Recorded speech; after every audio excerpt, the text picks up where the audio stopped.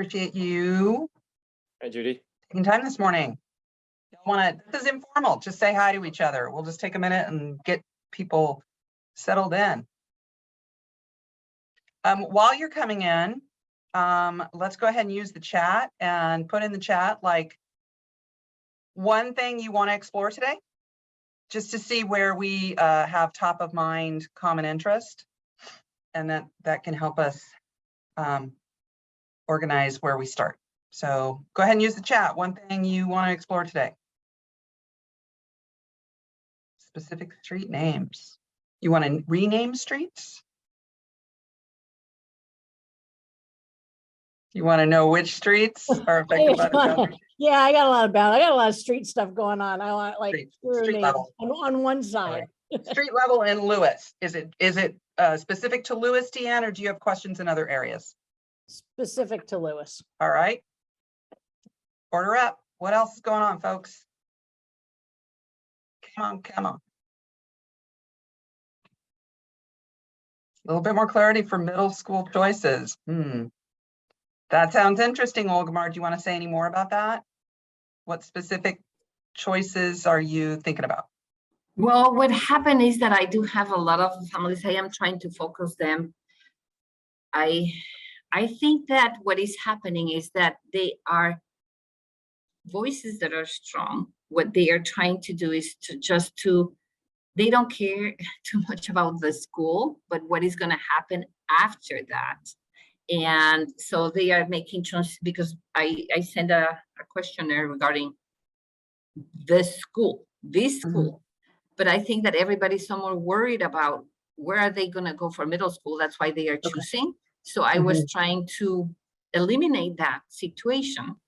But they are asking is like, if we want to stay as is, where are we going to go? If we choose the Alive for Bridger, where are we going to go? If we choose creative science. So I think that what they are worried is the middle school, not what happened here. Okay. Thank you. So we'll take a deep dive into the options, what's on the table for Bridger students, whether they're neighborhood or DLI, for what middle school options are under consideration for those kids.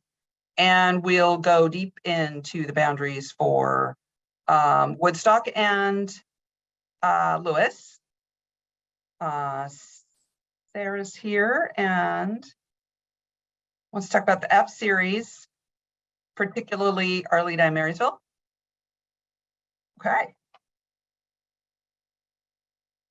Well, I believe that Jed Roberts and team are fully prepared to guide you through that. So let me ask this question. We've got so everyone knows we are recording so that this is available to other folks later. We were going to walk through the full deck that you've seen that just kind of sets up the context and a comparison on the program choices, and then takes us into the F1 through 3. But this is your session. This is your time. Is that something that you want to spend about 10 minutes on? A walkthrough? Can I just get let's see if I can get you all on my screen so that I could see. Yeah. You want to thumbs up, sideways, thumbs down. Just looking for where people are. Go ahead and put your thumb somewhere. I see Harmony using the tool, Sarah, Eddie, Olgar. Okay. Well, then we'll go ahead and kick off there. And then we're going to come into the specifics and take you, we'll go wherever you want us to go. Share the link. Yeah, Megan and Gail, do you have materials that you can be popping into the chat? That would be great. Yes. Okay. So I'm going to be the screen sharer.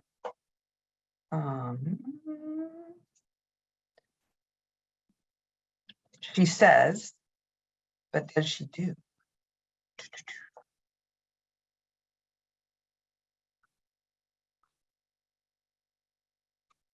And so let's see. Sorry, I'm gonna back up.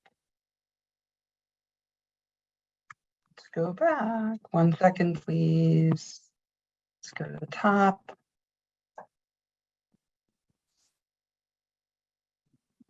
Okay.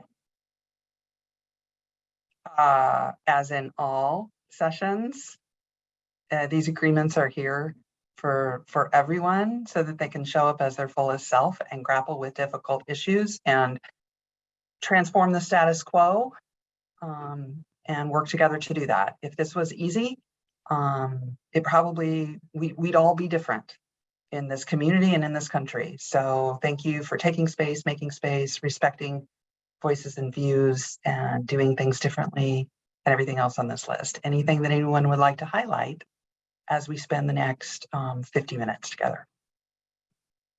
70 minutes together, 80 minutes together, 80 minutes. Okay, thank you. All right, we wanted to always, at this point in the game, reset with what our intent is, right? This was the intent that the board laid out, and soon we get to grapple with the potential impact of the plans that you're looking at for achieving this. So Harrison Park, with the K-5 students relocating, Harrison Park, a full, robust middle school, and more robust enrollment at Lane at the center. Many other moving pieces go with that. To achieve this, again, that pat on the back, we've come a long ways. And there are things that if you lock these in, it drives you towards other decisions. I think the area around listening intently to the Harrison Park families who most want to stay together, including Chinese immersion, and be at a local walkable school. I was driving in this neighborhood last night, dropping off some packets, and really, down 92nd and trying to spend a moment in that place of what's that community and how will Clark serve them, and this is what you intend to do, is honor those voices by Clark becoming that neighborhood school, which requires relocation of creative science. A compromise emerged where Bridger neighborhood would remain in the Bridger neighborhood building, with creative science joining there, and a change in who gets to lottery into creative science so that those two programs fit together in what is a relatively small building, with the intent of migrating away from using the modulars over time. Another important piece in honoring and listening to the primary concerns that we heard from Chinese immersion families who are in the Woodstock-based program is to keep that program there co-located with the Woodstock neighborhood. So that is part of what you've agreed to through consensus so far. And then a broad, agreement that when you have elementary DLI programs in the same language, do your best to bring them together to middle school. And while the models that you're going to see and that you've seen since, like, I don't know, we're at F3, so is that 10 or however many? You've seen different iterations of doing this, and I would say this is one of the biggest sticking points as we get close to concluding this process. Okay. So while we have a majority, we are well aware that there are grave concerns about how to achieve the best alignment and program placement for Harrison Park, Kellogg, and enrollment changes through neighborhoods and boundaries for Lane and nearby schools. So here's the plan that is the program placement and is the base for the F series. And while we had a majority, you will see in your evaluation that we are asking you to put it in writing where you stand on these program placements and what alternative, if any, you think is a better fit. I'm not suggesting that we are completely undoing or redoing everything that's happened so far. We just want greater clarity, and we want you to have greater clarity on where folks stand with their individual input instead of just an anonymous group poll. So Here's on these program placement pages, a little bit more where we tried to summarize things that we had heard, starting with the conversion of Lent. And we've both heard from some community members, and Shanice Clark shared that summary with you, as well as the Lent representative and school principals. And then under these conditions for success, we tried to capture some of the things that you have brought to mind as most critical in order for this to be successful transition, including some awareness and understanding of the impact for the Bridger students who would relocate to Lent starting in the 23-24 school year, as well as the Lent neighborhood students who whose transition plan is not formalized yet. And then, like, what does it mean for new kids moving into Lent neighborhood? Those are all critical questions. Regarding Spanish immersion, similarly, some critical questions and concerns and support. Strong support because of the deeply seated staff investments in Kellogg to support Spanish immersion, the benefit of bringing that fourth strand in and having everyone together, how that by stabilizing the middle school might actually make these important elementary changes like the Bridger to Lent change more feasible. We're concentrating on change at one level instead of changing at both levels. But it comes with things that people are uncomfortable with, including lower enrollment potential at Harrison Park and some maybe unfinished boundary work that Jed's going to talk about in a minute. And then the Chinese immersion program there is deeply connected to the decision for Spanish immersion. If Chinese immersion is at Harrison Park, for some families, it may be equal distance. For many families, it may be further. There's a concern that some families who are at Woodstock now will not make the migration, and therefore the Harrison Park enrollment won't be as robust. And the students at Harrison Park, especially neighborhood students, won't have the same degree of experience and opportunity as kids at Kellogg or other middle schools. And so there is some preference for Chinese immersion being at Kellogg and Spanish immersion being at Harrison Park. And a really important condition for success is how transportation opportunities are available for families who are moving from the program that's located at Hosford if it comes to Harrison Park. The same would be true if it somewhere else. And also, like this just ask, hey, PPS, can you just ensure that kids will have programming even if enrollment dips below some numbers? And then this impact on the Title I funding, which you saw some examples of the additional staffing that can bring to schools, and how higher SES programs like Atkinson Neighborhood and Chinese immersion could impact the overall middle school at Harrison Park. We've offered up in this, and the link is here, a place for you to provide your feedback about this issue. So follow the link. It will open your evaluation tool. It's a form. There's also a Word version if you want to see the questions and kind of think through them before you complete the form. We are looking for everyone that's an SEGC member to complete this by 9 o'clock on Thursday. And then what we want to do is organize it and give it back to you so that it can shape your final meeting on the 17th. Okay, so that program placement, yeah, go ahead, Beth. Just a question about the form. Is that sort of intended? I know in the last meeting we talked about like having a vote at the beginning and at the end, and then it didn't really make sense to have a vote at the end, both because of time and because people were just beginning to process what had been presented. Or I say vote, but I mean like a pulse poll.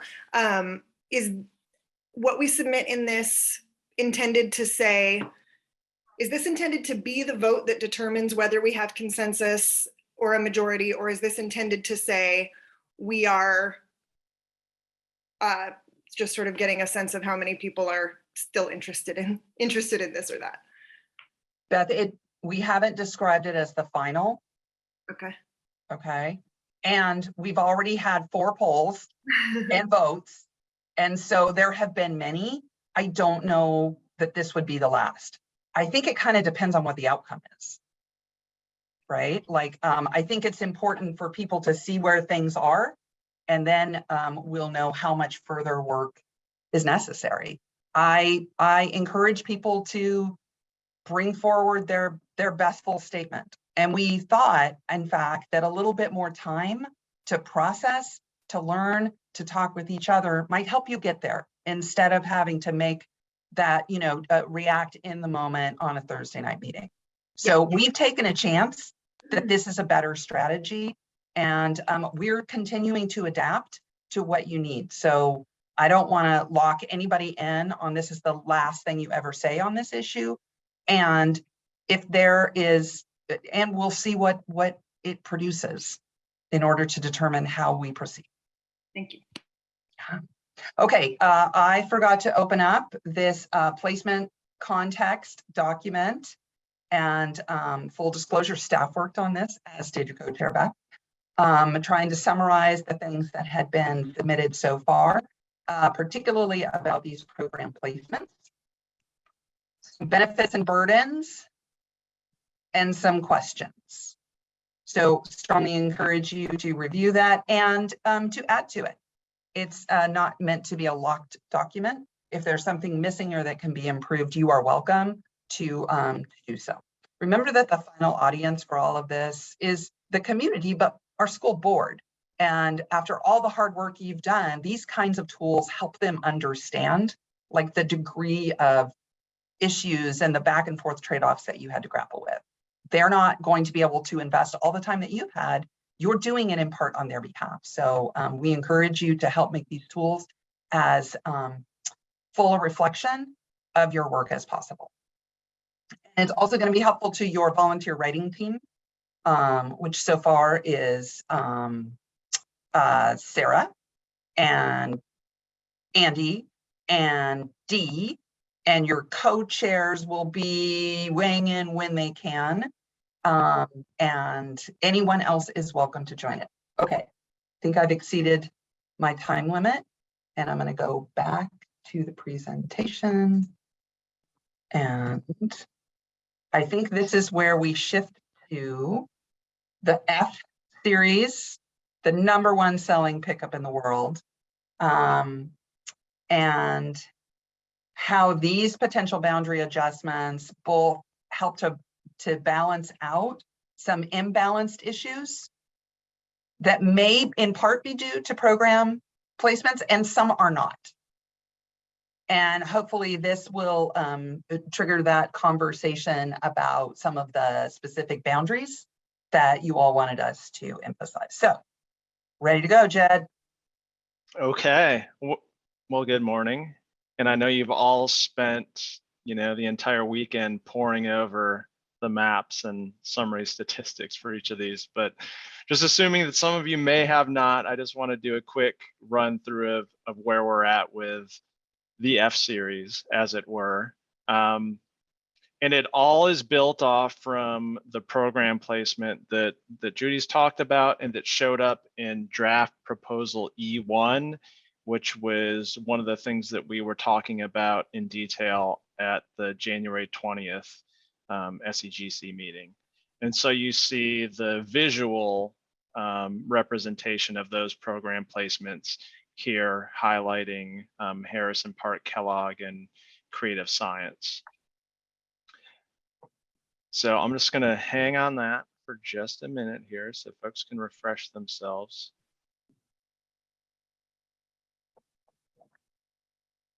And I'll just say, if you didn't get out in the sunshine this weekend and you really did spend all your time inside working on this, we love you and we feel bad for you. All right, next slide, please. Did you go too far? Yep, that's the one. Okay. So here's just a description of what's going on with the F series. In words, specifically around the different middle school enrollment changes that we see. So And that's key here. Those are the only differences. Middle school boundaries are the only differences in these F series. And so F1, this is the scenario in which the Lewis neighborhood is split between Lane and Selwood middle schools at 45th Avenue. And that puts Lane's enrollment at around 520 for the forecasted 2025 year, and Selwood at 470. So this is an improvement for Selwood over some of the other scenarios that we've seen where Lewis was entirely moving as a feeder into Lane, and we were seeing Selwood near 400 estimated enrollment for 2025. So that brings about 70 kids back into Selwood. And Jed, if you yeah. want to pull up any maps, so Yeah. feel free, or I can try and load a screen that has the summary maps. Yeah, I've got those up right now, and I think that'd be good just to flip between those two. So I also have the presentation, so I can just take All right, control. I'm going to stop my share. Thanks, everybody. Give us a minute to switch horses in the middle of the screen. They used to say in cowboy movies. All right, so this is what F1 looks like. And just a quick reminder on the different map symbology that you're seeing here. The fill colors are the middle school attendance areas. You see the different icons for the school locations. The yellow ones are our elementaries, the blue ones are our middle schools. And then there's all this hatching that indicates whether it's a change area to elementary schools or middle schools or both. And kind of that chain link pattern is where you have a change to both elementary and K-5 boundaries. And So, Jed, yeah. sorry, to Deanne's question. So the vertical line in this scenario, yeah, right there, that's 45th, right? That's the one right there, yeah. And all the kids who live east of 45th would become part of Lane Middle School. Yep, it's this area right here, yep. And this Going over to, yeah, go ahead. This is the area here that is reassigned from Lewis to Whitman, and also will be a part of Lane. And then this is the split area within the proposed boundary for Lewis here. Okay. So this is really the crux of this particular scenario as far as the middle school boundaries go. And then up above on this, yeah, right there, that little trellised area, the HSO2. Yeah. Can you describe that's Woodstock at the top, and then the south line is Henry? Yeah, so this is Carlton, this road right here. There are 2 blocks here between Woodstock and Carlton. This is, I mean, there are, let's see, I mean, we could go and look at exactly how many students we've got in that area. Just bear with me real quick here. Looking at so Woodstock. just trying to make sure that as we touch on each of these areas, we get people's questions. There's a better look at it. Yeah, so this 12. is an area that's coming into Woodstock, and yes, 12 students. But there's a new residential development on the south side of Woodstock that would move out of Lewis and into Woodstock with this change. And that area remains part of Hosford. Right, so that was Or my would become question, part of Hosford.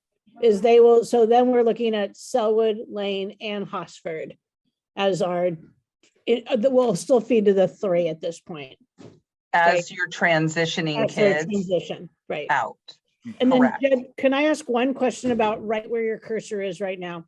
So at 52nd, we go to Woodstock, right, 52nd, but there's that little box in there that's now Woodstock, right where you are. Is that not I had assumed we went all the way to Woodstock, So you're talking about this area right in here? right? That has actually always been Woodstock, or at least it started in our Okay. process as Woodstock here. That's currently Woodstock's attendance area. Okay. I think Woodstock's we- attendance area goes all the way down here. Actually, it's all this Okay. area. We just have encatchment of kids who have transferred from that area. That was my question. Because Gotcha. I have several who are in that little box. Oh, sorry, you can't see my finger. I have several in that little box that are here. So I was trying to figure out really where that is. Okay, so we go Gotcha. up to 52nd and Duke Yep. and then across. Okay, Yep, this is Duke right here. Yep. Yep. okay, And so all of that in this plan shifts from Woodstock to Woodmere, which also has it shifting from Hosford to Lane, correct, Jed? That's right. Okay, Yep. Seth, does that help with your question about your boundary change? I think we've Yes. talked about 2 of 3 so far that affect Woodstock. Okay. Yeah. And Seth Or also, and Eddie's question, it was Eddie's question, sorry. yeah, and we talked about this area too, Seth, which was if we're gonna be, putting back this area here from Henry to Carlton, we needed to find a way to, we're trying to keep Woodstock's neighborhood program where it's at right now from an enrollment standpoint, which is about 225 or so. So we added this area back in, which was in previous versions assigned over to Arleta to sort of square that area off. So And then there's also that section that's diagonal above that's in Arleta now that would move to Woodstock mostly because of just not having to cross 60th. part of it, but also it's to offset this big area leaving Woodstock, right? So this area coming into Woodstock and this area coming into Woodstock are helping to offset this area leaving Woodstock. Can I ask one question? Judy, you said that, so the joinery is in my Lewis to Woodstock area. Yep, right So there. that will, 2024, I believe, is the completion date for that. So that should add, it's 100+ units. Mhm. So, okay, that I'm losing, giving to Woodstock. Got it. Yes, and 100+ units, but they're not necessarily affordable. So we wouldn't expect probably more than 20 K-12 kids coming out of that whole section. I know it's 100 units, but we look for comparables and similar unit types that have been developed. So anyway, I see we've got That's some fine. questions about, and then we'll run through any other pieces of F1 that people want to learn about before we switch to F2. And let's see, let's go Beth and Eddie and Seth. Okay, so a question I have is about that. You're talking about offsetting Woodstock losing some students and moving that section from Arleta. And when I look at the numbers, we've got Arleta at less than 270, just barely, like 268 in F1. And Woodstock's neighborhood is at 288. And then they also have the immersion program making a pretty robust school-wide enrollment there. So my question is just more around when we're looking to balance elementary enrollment, do we, my perception would be that we prioritize making sure that every neighborhood has at least 270 students before we sort of need to boost the co-located DLI programs. So so my question is more about like, maybe do we need to shift some more of that towards Arleta rather than focusing on boosting Woodstock in that situation? Yeah, Beth, and I just wanted to check you on the estimated enrollment for the Woodstock neighborhood. In F1, it's actually 214. Thank you. I That's- got switched. I was looking at DLI. Yeah. And so if we want to look at how that compares to, Woodstock currently, the neighborhood for 2025, so that's down a few students. So we're taking a little bit away net from Woodstock. Okay, thank you. In that situation. Yeah. Close that up. Thanks. And again, we know that we've got some new development that could slightly impact that number over time. Those units aren't occupied and they won't be for a couple of years. So it's hard to know. Okay, Eddie, please. Yeah, maybe have Seth go first. I'm still formulating my question here. Sorry, thanks. Yeah. All right. Thanks, Eddie. I think I'm still formulating mine, but I'll try to get something out here. I guess kind of one quick comment. I mean, you mentioned, Judy, the joinery, the building's going to go in there. There's one, obviously on the north side of Woodstock too, that's going up too a lot faster than the joinery. And so I think we'll have potentially some families in there too. Just a quick side note. Also, and I don't know how, I feel like this might fit into some degree, but just because I got the email yesterday about lottery numbers, are there, and this may not be completely relevant to the bigger group, but I'm just trying to figure out, is there any shifting in neighborhood versus immersion students? And I'm just wondering if we reduce the number of, like if we have a balanced like transfer and balanced neighborhood students coming in, that could increase our neighborhood numbers. And I don't know if that's true. We just got that email and Celine and I were just talking about that. And I guess we could talk about that separately, but I just that's an important thing we're gonna need to figure out as we move forward on this too. Yeah, thanks for raising that. We are, we do have to open our K-5 lottery next Wednesday before you all even make your recommendation, let alone the board sees a final recommendation. We know that the changes that are happening here, people will be interested, right? Because even though they don't take effect for next year's kindergartners, those kindergartners would be affected in the following year. We're starting with a set of slots. We're proposing that we sort of reset and make our slots a little bit more even to make sure that we are maximizing opportunities for native speakers. And then we balance the remaining students who come into the program, whether they be from neighborhood or from outside the neighborhood, after we ensure that we've set aside enough slots for native speakers who want to enter. That's why you see slots that are more balanced at the beginning.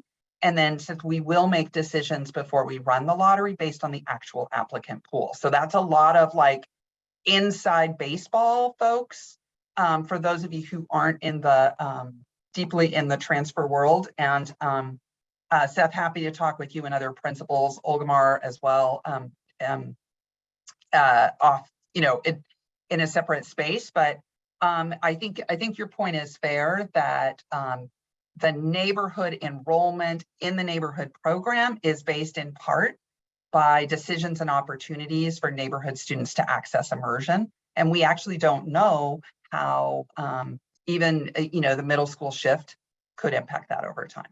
So it is another opportunity for neighborhood growth. We're not building in a formal limit on the number of neighborhood kids for that direct intent. Our mission still remains to improve access and opportunity primarily for our native Chinese speakers to the program, both at Woodstock and at the Harrison Park moving to Clark, and then build our enrollment around it from neighborhood and surrounding regions.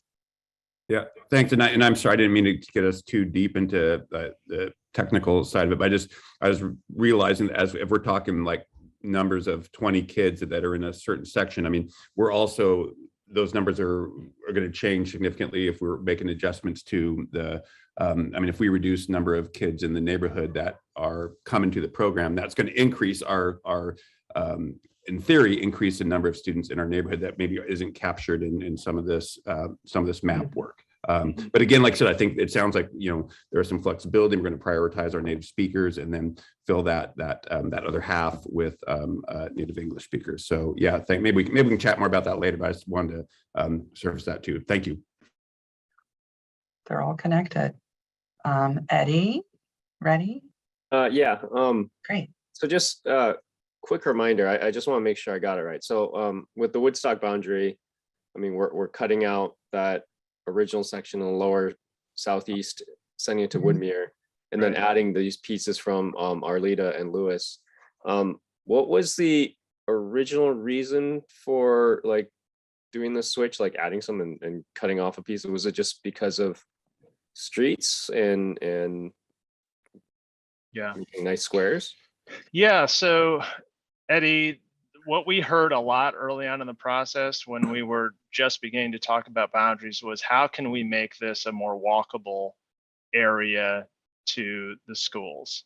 And, I think this was an area that folks were seeing. It was kind of jumping off the screen as a little bit odd, right? And therefore got a lot of attention. So if you look at it, yes, you are crossing Woodstock, and I think a lot of us know that this is not the safest stretch of Woodstock. And also crossing 52nd here, which is, there's crosswalks there, I know of that.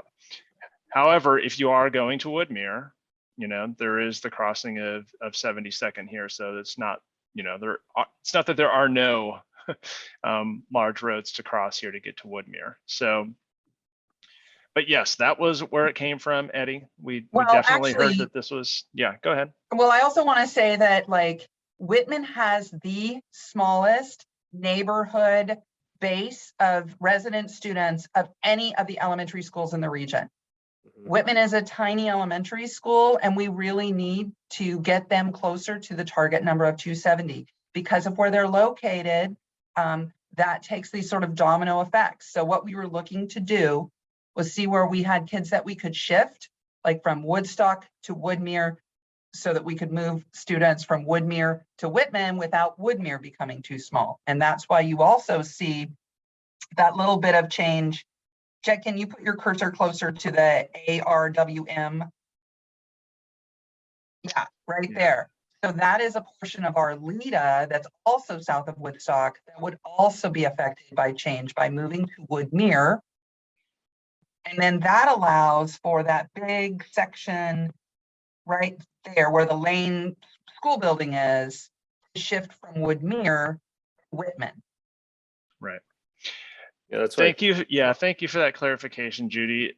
Eddie, just in general, I sometimes even forget to say it, but the reason number one for each of these moves is always enrollment balancing. And yes, there's just if you look at the baseline numbers for Whitman, they're around like 190 students right now with their current attendance area. So that is a way to, by way of Woodstock, get some additional enrollment into Whitman. Right, yeah, because I mean, part of the reason I bring that up is the feedback I've been getting from families that live in that area. So two things. One is they're actually a lot of strongly opposed to this change because a lot of them just say the commute to Woodstock's a lot easier.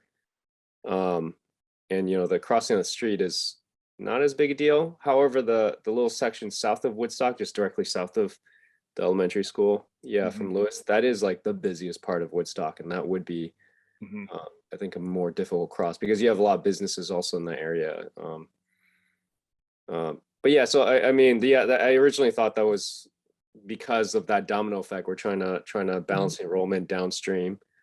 But I think the other issue I also want to bring up is with these changes to Woodstock. I mean, one of the things we wanted to avoid was single strand neighborhood program, right? So having that, just wondering the possibility of destabilizing neighborhood enrollment at Woodstock, if that makes any sense. Was that something that was looked at, or is there an issue there, or am I just pulling this out of thin air? Yeah, Eddie, I mean, I think it goes back to what I was mentioning here, which is, we really wanted to keep Woodstock's neighborhood program at least where it's at right now, or really close to it as far as the 2025 projection goes. It's really difficult, given the other needs for enrollment in the area, to find enrollment to actually improve that, right? To get it higher than it is right now. It's a challenge. If I understood correctly, the net effect of this set of boundary changes for Woodstock is a decrease of about 7 students, so about 1 student per grade. Yeah. If it were all in place. So subtracting that fairly large section that's south of Woodstock and east of 52nd, and that improves enrollment in the schools that are south and east. It's offset by some students coming up from Lewis, including some new development, and some students coming over from Arleta. And all of that holds the neighborhood side to right about where it is now. And it's still not as big as you might I mean, it's reasonable to want to see 2 full strands there. And then we need to, think about other opportunities such as our transfer rules and such as any other new development that might produce more students than what we can fully calculate at this time when looking at those Woodstock numbers. Does that help, Betty? Yes, a lot. Thanks. Yeah, and then I mean that was the other thing, was that if we're just talking about such few numbers, like Mhm. the cutting that out, it would be, it would be a disruption to some families there. And just curious, I mean, if the numbers are big enough to actually warrant this change, if they are, that makes sense. So I was just curious about that as well. Jed, how many students are in the Woodstock to Woodmere group? Yeah, let's take a look here. Woodstock to Woodmere right here. It's 40 students in this area right here. That's a Current significant year. group. Yeah. That's a significant group of students that help build enrollment in the schools to the south. So that's why it's been included pretty much in every option that we've been looking at. Mhm. Before we shift off of F1, I think that these baseline elementary changes and kind of talking through the rationale might be healthy. Let's go ahead and finish up some of the major elementary pieces before we Yeah. shift to the other middle school. Is that okay? So Jed, why don't you go on back to map and can you talk us through the pieces that are like the south of Foster change, the Yeah. Marysville change? Yeah, so I actually I've got a couple slides that highlight those All that I right. can start with here. So there were some specific feedback that we did get at the previous meeting, the January 20th meeting, about some of these attendance area changes. And so based on that feedback, we did make some changes back, and we've talked about the Lewis to Woodstock area. That was one of them, where part of that is back to Lewis, the area south of Carlton, but also Marysville to Lent. There was an area east of 82nd that was being proposed over to Lent that is now in the F series back at Marysville. There's an area that was proposed from Atkinson to Creston that's now back at Atkinson. I'll show you a map of that. And then we've talked a bit about this area here, Lewis to Whitman, east of 52nd here, making sure that that was expanded north to offset some of those changes that we see as a result of this Lewis to Woodstock area rolling back a little bit. And then of course that required that if we're going to try and get better balance amongst the schools, that we had to make some additional changes. So this is what those areas that I just described look like. So this is Marysville's area. This is back to Marysville here. This is that for the area that's back to Atkinson. That's that area wedged between 52nd and Powell right here. Got a lot of feedback about that being a pretty challenging crossing in that area. We've talked about this area with Carlton, and then we've also talked about this area here between Flavel, Duke, and 52nd. And to Judy's point now, I wanted to highlight a couple of the major change areas that persist here in the F series. The first here on the left is this large area proposed to go from Marysville to Arleta. And you see, just, in looking at the footprint of Arleta, its former footprint, and I'll go back to my little highlight here. Its former footprint, or its existing, I should say, is this area here that I'm following. And you can see that along the edges here, we've talked about this area here that goes to Woodstock. There's an area here proposed to go to Creston. And then we have this kind of squaring off area here going actually to Marysville. And that has a lot to do with this proposed change over here to Marysville attendance area to actually include Kellogg.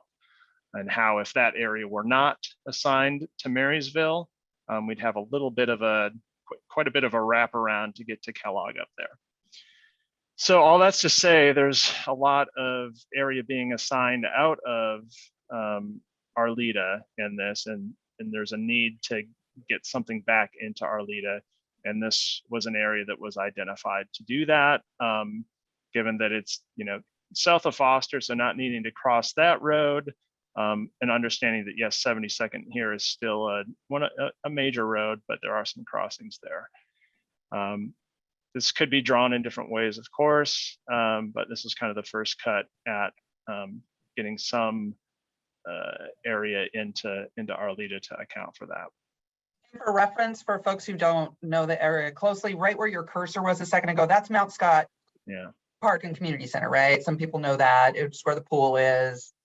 So that all the way over to 82nd is what would shift out of Marysville and into Arleta, and in return, that area north of Holgate and east of, what's that line, Jed? This one here. Nope.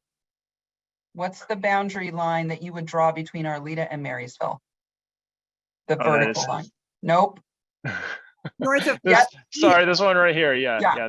That's probably 68th, I want to say. Or 67. Yeah, somewhere in there. Yeah, it's not labeled on this particular cutout. Okay, like, could we get an icon on there for the Dutch Brothers parking lot where some of us have been meeting up on a weekly basis? Oh yeah. Yeah. Okay. So, yeah, I think that people would like to be really clear on what that line is. I mean, it might be 72nd. Yeah, this is 72nd right here. Okay.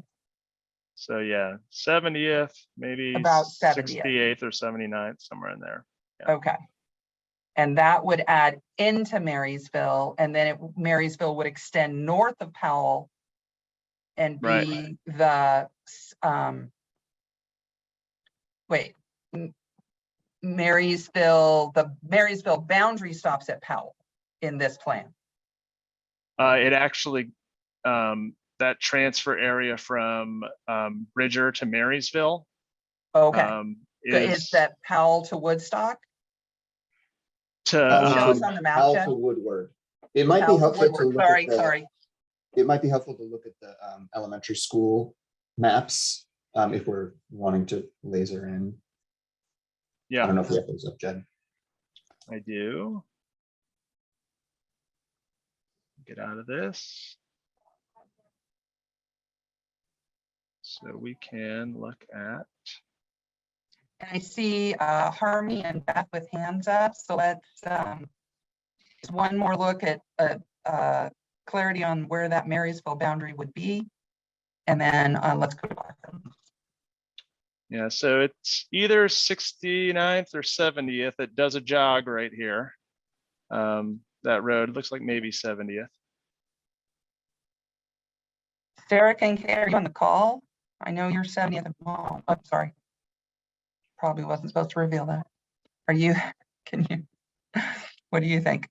I need to look at it. I'm having trouble seeing it. Hold on. I need to pull up like a. Okay. All right. And then Jed, go ahead and scroll so people can see the full extent of the boundary changes for Marysville, because that's a big area coming in. Yeah. I can go specifically to the Marysville map. Is that what we're wanting to do? This is the Arleta map. If helpful. Yeah, sorry, that's got to be 70th. Okay. Going down to Marysville here.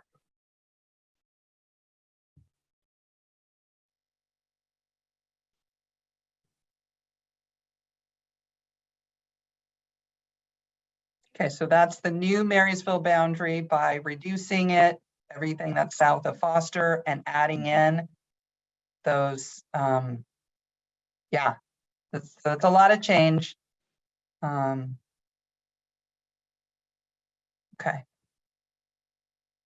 So I think we've covered the Marysville and Arleta changes. That was a question early on, the Woodstock and Whitman, Lewis, etc. Harmony, what's your question? I think it's more of a comment. So we're trying to trying to move all these lines with not enough kids, right? Like that's essentially what's happening here. Like there just doesn't seem to be enough kids to get everybody at least over 270. And I would argue that 270 is like barely enough to make a robust elementary program anyways, right? We're talking about schools where 2 to 3 kids per grade level makes the difference between another teacher, right? Like that makes the difference between a second strand at a school or just a single strand. And in many cases, we're looking at 250 kids or 200, Woodstock 214 in their neighborhood program. That's hard to fill 2 neighborhood strands with 214 kids, especially at our staffing levels, the number of kids per section. And I think we're in a fine budget position right now, right? Staffing is, the budget is stable. We have a robust economy, but we've seen over the last 10 to 15 years when we don't have a robust economy that there are major changes and major cuts. And I think we need to be trying to make sure that we have long-term stability in these schools. And we plopped creative science, which had 400 kids or however many, way in the corner. So that was like maybe our one option of finding more students for south of Powell, right? But I think we need to actually start considering much more strongly consolidating some K-5s. Like there just aren't enough schools. There aren't enough students to have robust enrollment in all these schools. And I know that's like a big, huge thing, but it's either now or a little bit down the road after years of instability in these schools.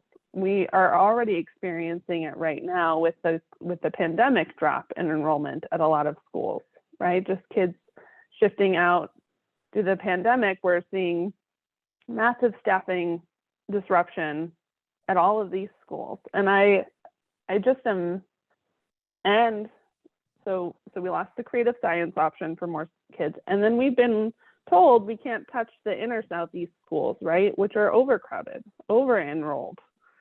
So the Dunaway students or anywhere else we might be able to grab more students. And we're being a little bit handcuffed here in our ability to like adequately enroll schools. And I'm having a hard time. Yes, move all the lines, do our best, make it work, but it still just doesn't feel in all of the F proposals, there's a number of schools right either below the 270 line or writing right on the edge of it. And Atkinson's been experiencing that disruption for a number of years, right? Like we go 2 kindergarten classes, 1 first grade class, 2 second grade classes, 1 third grade class, right? Up and down, which doesn't sound that big of it, it's like, but those are teachers we lose every year that we let go of teachers, we have to rehire teachers. Like there's no stability. It's hard on teachers to move between grade levels. I just think there's lots of consequences that just moving some lines don't solve. Thank you, Harmony.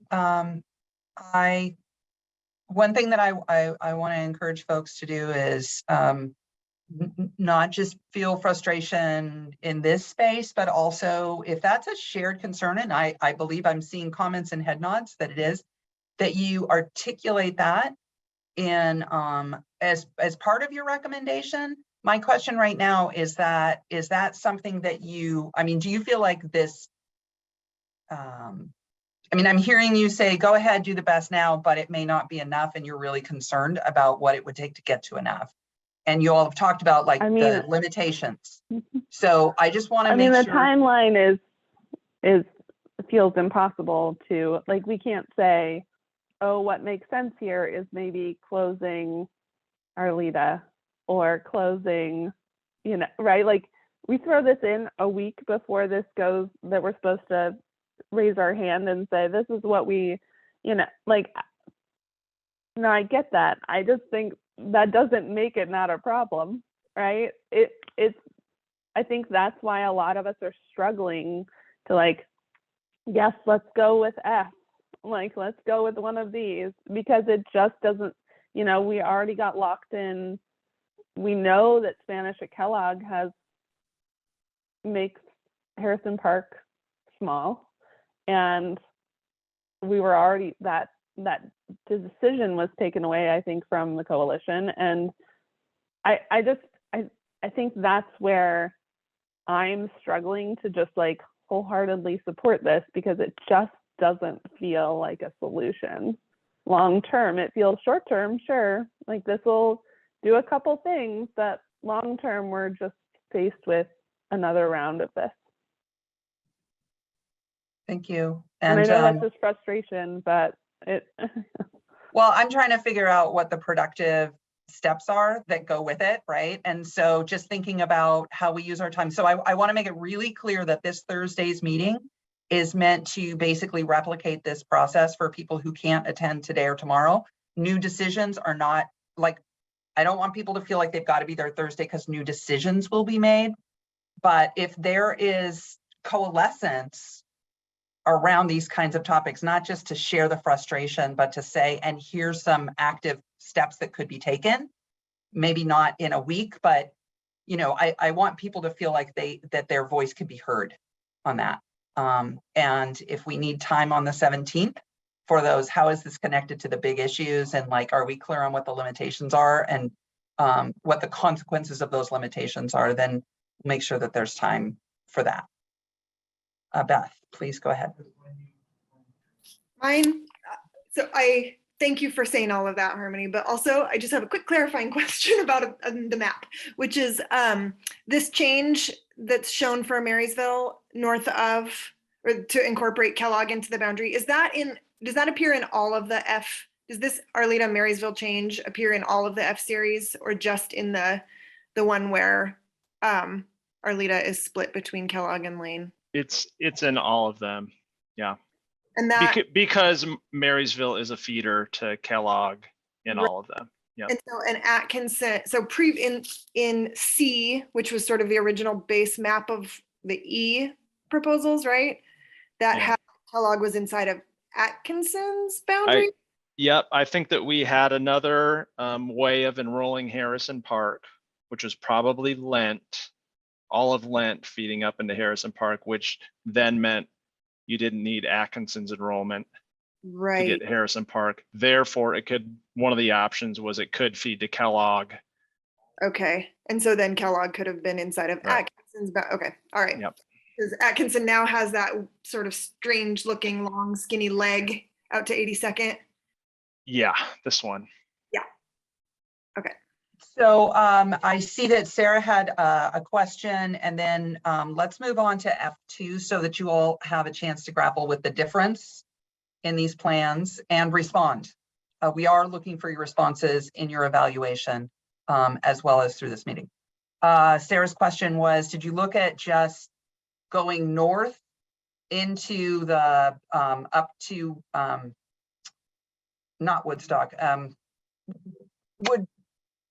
Woodmere. No, Woodward. For both Arleta and Marysville, instead of doing changes to the bottom, did you think about doing more those changes up there? Yeah. Right. That area like this area. Yeah. This area could absolutely. It feels like when I look at it, it's just chunks of kids rotating in a circle. And I get it, and I get what that movement does. I'm assuming that there wasn't an easier way to do that, but it still kind of confounds me a tiny bit. Yeah. Yeah. So what you could do, Sarah, to accomplish something like that is, you could take, Arleta north and capture the area that would be up here, right? And then you could send some of this back to Marysville, right? I don't know if it's any less of a weird boundary for either, but it would put that area into Arleta's. Sorry, it would put Kellogg into Arleta's attendance area. And more kids would still have to cross Foster to get to Marysville, but there'd be less overall disruption and new lines being drawn at this time. Right. And also, honestly, as someone who started a kid in kindergarten at Arleta and has been crossing Foster since before the streetscape, it is so much safer and better now than it was a couple years ago. So there's also that. But yeah, it just occurred to me. I kept looking at it. I was like, I just can't quite see the logic when we could just have both of them go up there and Changes. kind of That cocoon change around. is reflected in draft proposal C, where you basically just have two long, skinny Marysville and Arletas. Okay. Although Atkinson is what contains Kellogg. Okay. Great. Any other, just anybody else want to have input on this?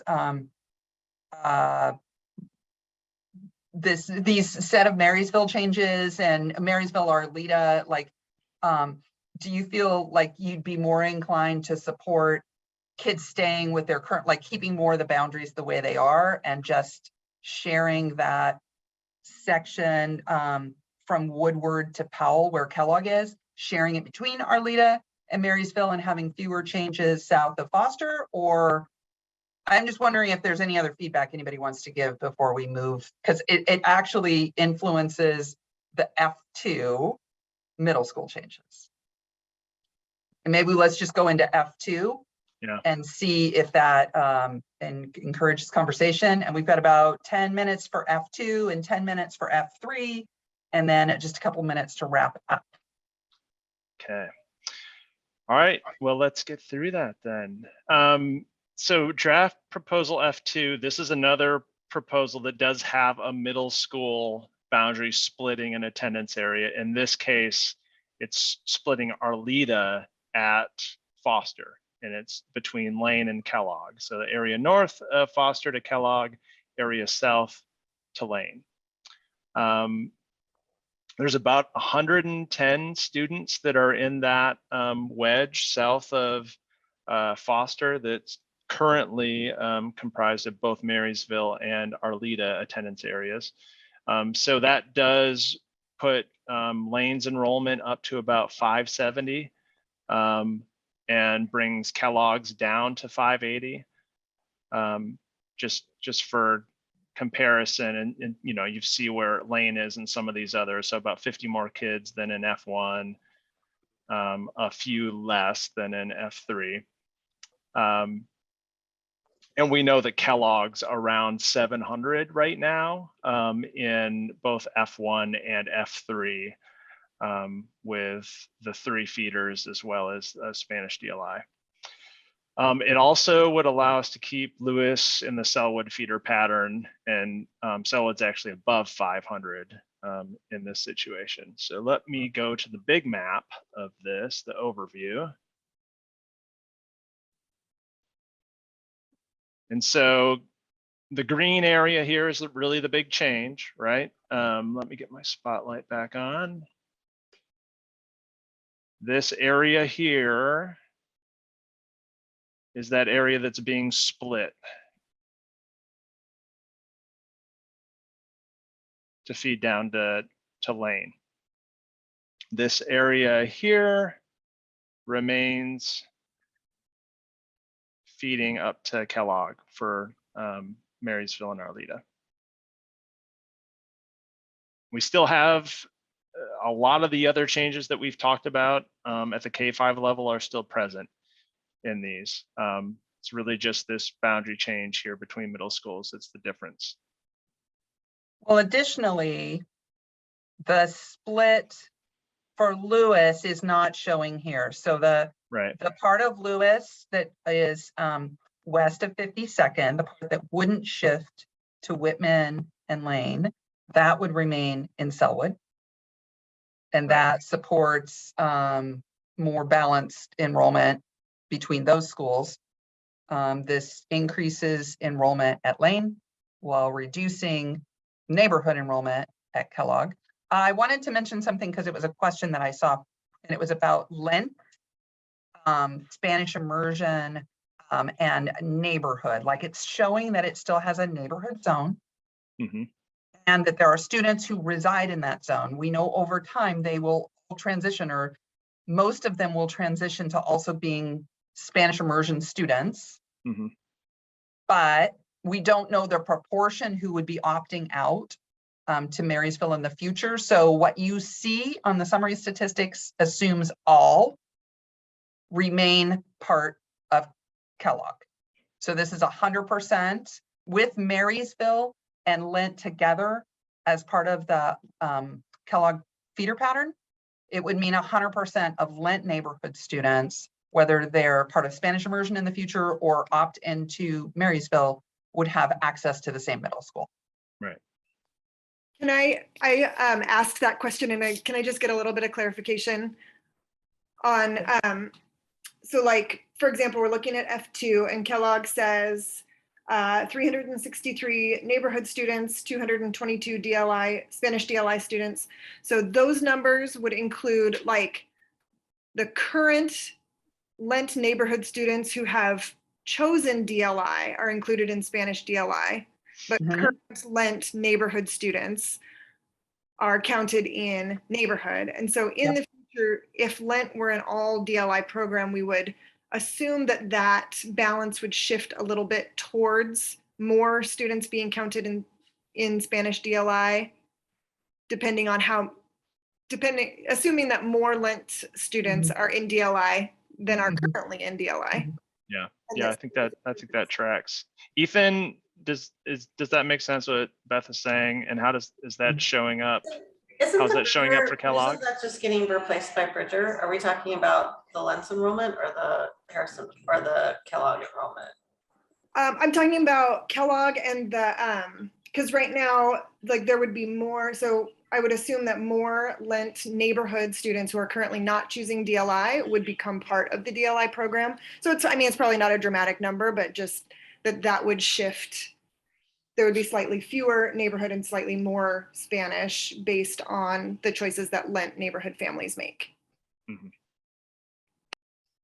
Yeah, I see Ethan shaking Judy, his is head. the opt-out option for Lentz for the neighborhood if they don't do Spanish? Will it be Marysville or Clark, or will it be split by address?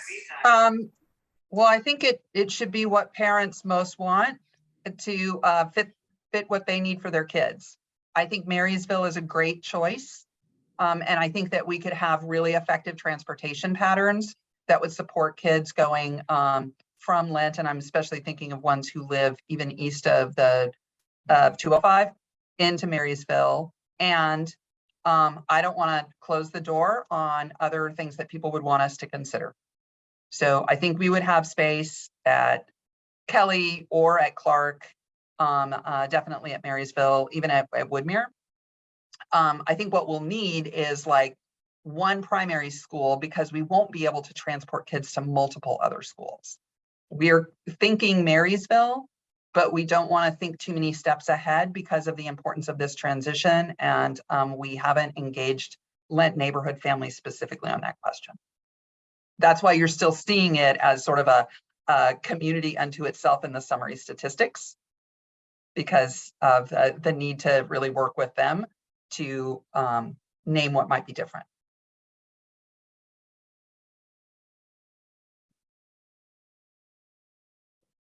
Okay, other questions, thoughts about F2?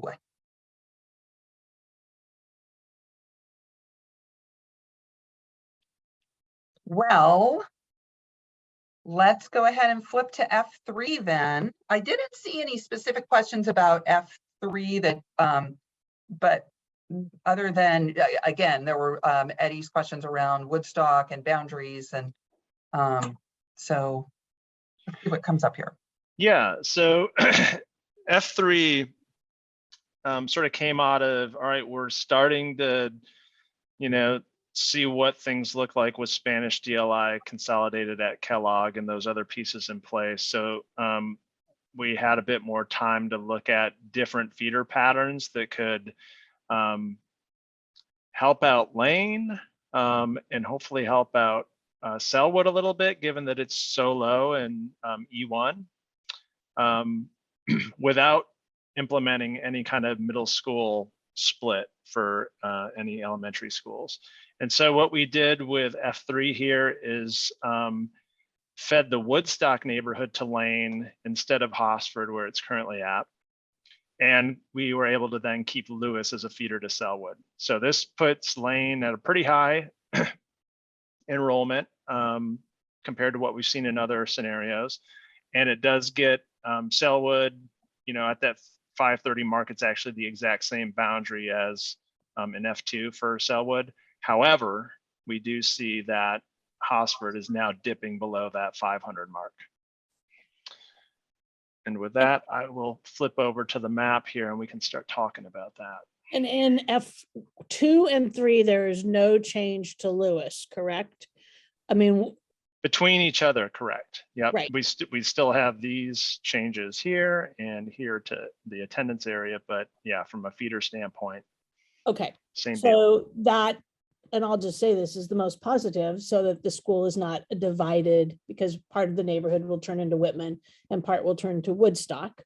So then as a neighborhood school, they would not be divided within as to half the community goes one way or another.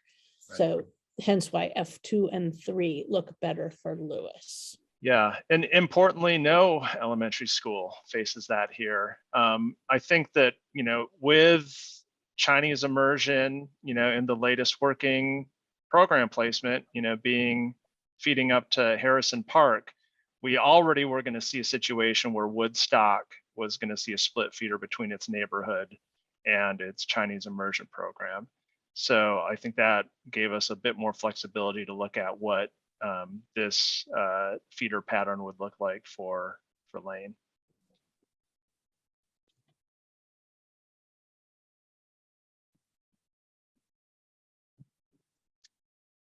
Okay, questions? What's coming up for folks? F2, F3?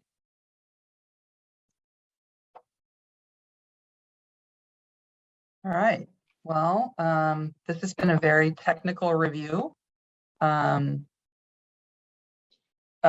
do have the racial equity impact measures. Yeah, I wanted to place some context around that if we've got a little time.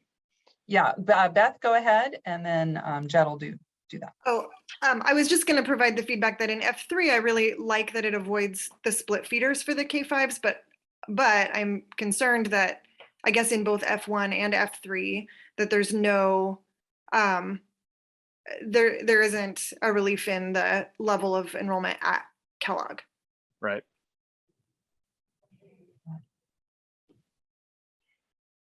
Okay. So just to highlight the racial equity impact indicators that we've looked at from time to time throughout this process, I've got 3 slides here for each of the F series. And as you flip through those, I just wanted to kind of annotate the big changes that you see between them. So this 61% of students being at middle schools above 500, that really falls particularly for all students because Selwood is below 500 in this particular, it's at about 470 here. And just also, this is a running theme here with the purple indicator. It's inversely related to both the 500 enrollment and the 270 enrollment marks being high. So we want to see that be low. So I'm going to go to F2 here. Yeah, and if you, I also just getting to the point that Harmony's comments and discussion in the chat before about the challenge of using this 270 threshold and how we barely have enough students to achieve it. You see that in the yellow bar and compare it to the base, specifically for Black and Native and ELL students. Mhm. In each of these plans, you do see some pretty significant increases.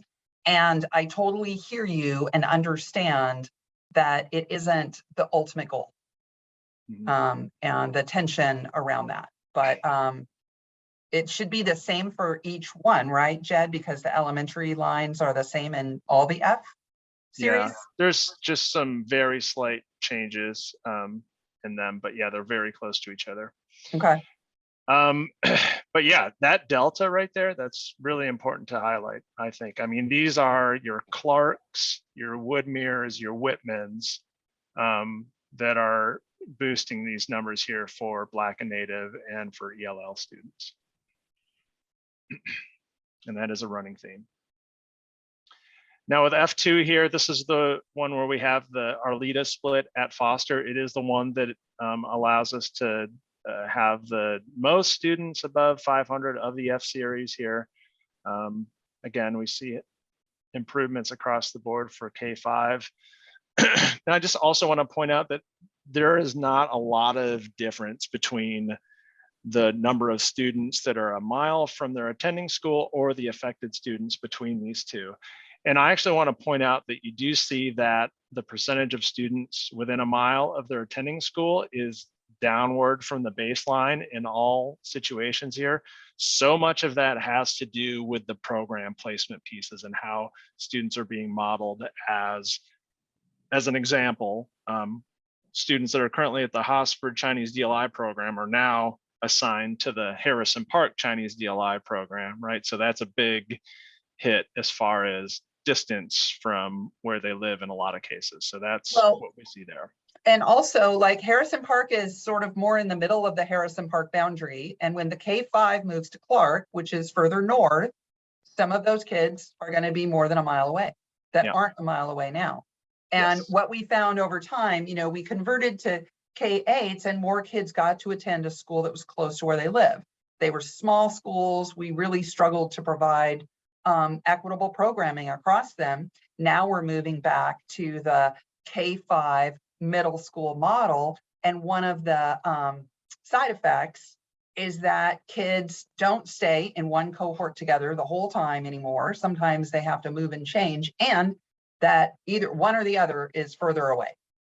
So it's almost inevitable when you're moving from K8s to K5 middle schools to keep the walkability, because you need more kids in different places. You're going to have bigger catchment zones. Okay, and just the final one here, I just wanted to point out that you're seeing kind of across the board here that the middle school indicator is lower than the rest. That is in large part due to Hosford falling below 500 here. And Hosford relative to, I think, Selwood, you do have a higher population of Black and Native and ELL students in that school. So that's why you see those numbers come down as well relative to the other options here. Well, and in each of these, Mount Tabor and Roseway Heights is calculated in this, even though we're only touching a portion of Roseway Heights, they both would dip below 500.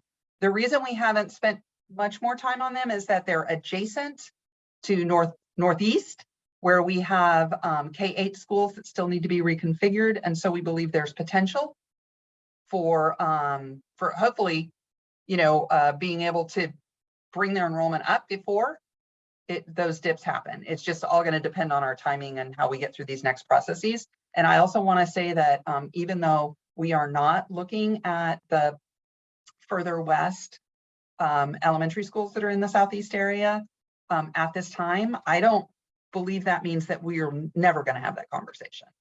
To me, it's not a question of if, it's a question of when. I know it's disappointing that it wasn't a bigger process this year, but I don't think that means that we can never talk about Dunaway's neighborhood being adjacent to Lewis's and how we could better balance between those two.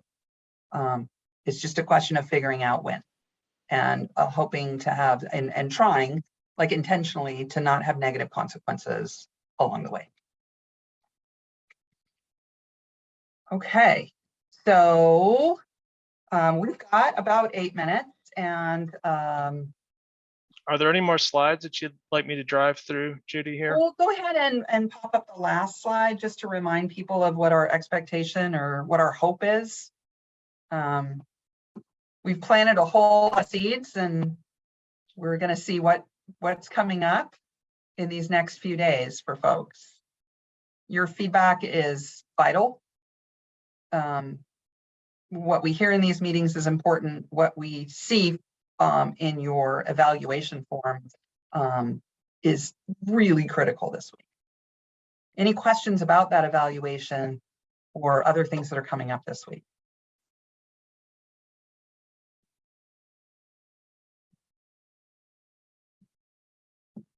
All right, well, the time is yours, 8 minutes. You want to go ahead and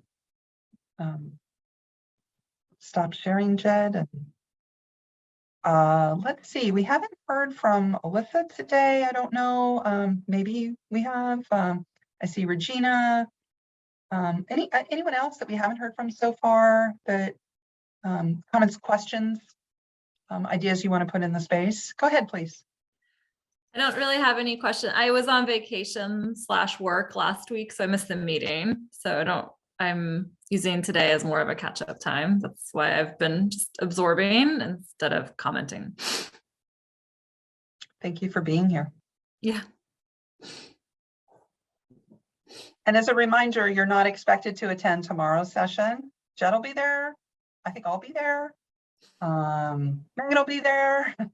But the purpose is to repeat these processes for as many members as we can to help you complete your evaluation and be prepared to receive those results early next week.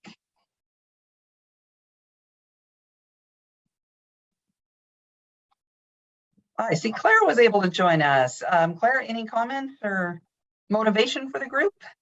Well, I just really appreciate you taking the time to come and hear more, understand more, and we really value that each one of you, each Guiding Coalition member submit an evaluation, because we're going to be reading through those and finding themes and making sure that we can connect them all into supporting the Guiding Coalition find their final recommendation or finalize it. So thank you. Hey, Claire, while you're here, Dee in the chat was asking a question. I think I had this right about the Marshall campus, and I had indicated that it wouldn't be available to use for like a Harrison Park temporarily. Dee, did I have that right? And Claire, Yeah. is that correct? The reason I was asking Claire is in 2017-18, when we ran out of classrooms at Bridger, we had like this community choice about whether we were going to take the kindergartners and put them at the Pioneer building, or if we were going to take the middle school and put them at Marshall. And at the time, I think Grant was at Marshall. And so I had actually toured Marshall during that time frame, just because we were trying to figure out the spaces. And I know this is kind of an ancillary thought, but it feels like the Harrison Park opening should have a little bit more thought put into it, and like looking at the schedule for improvements and all the asterisks about if materials are available, if contractors are available, if it makes sense to maybe consider doing a K-5 implementation, like with Bridger, CSS, and Clark, like this coming fall, so that the building could be empty for a year to do the improvement. Anyway, I don't know if that's like totally out of left field, but I just had remembered that that was an option that had been offered to Bridger. We have Benson High School at Marshall campus now, and then right after them will come Cleveland for the next. I mean, it's booked out for a decade. So it has. Because of CTE and other, like, they're pretty much using every space on that campus, even more than what was expected when Grant was there. Yep.